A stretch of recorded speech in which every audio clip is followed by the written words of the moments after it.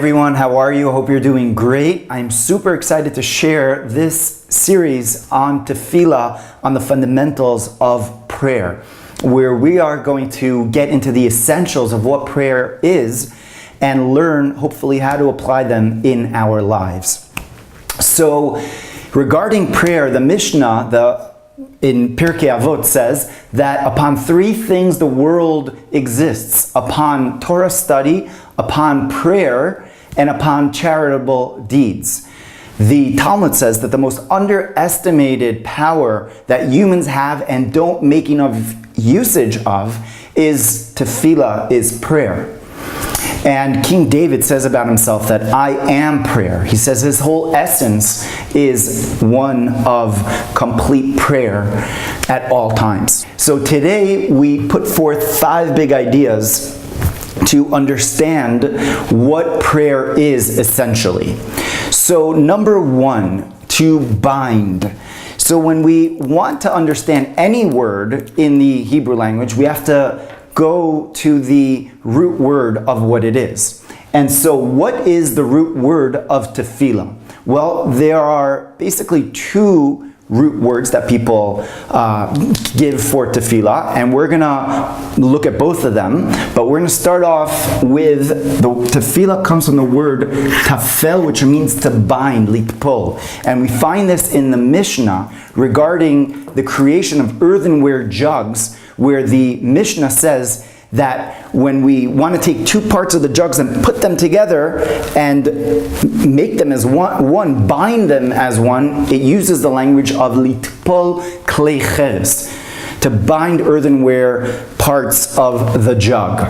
And so tefillah means to bind because essentially we become bound with our Creator. And the whole reason for the creation is for us to have a relationship with our Creator, to have a dialogue with the Creator, instead of just a one-way creation where God is sort of like telling us, instructing us, and creating, and that's it, leaving everything to happen on its own. God wants that relationship. And we find this in Genesis at the beginning of creation, that God already created a world, but it says that there's no rain. Why? Because there's no man. Man is not there yet. And God was waiting for man to be created in order to bring down rain, to shower rain upon the world. Why? Because he wanted, the commentators say, he wanted man to understand that it's because of looking up to the source of the creation, of the Creator, that will be the reason for rain. And in other words, to have a relationship with the Creator, that man and the Creator have this relationship, and so they become bound as one. We find that the matriarchs, that the imahot, were all barren. Why was that? So the Talmud explains, because God desired the prayer of the mothers. And he wanted that relationship. He wanted them to turn to him, and he wanted to show them that he hears them, and that he answers their prayer.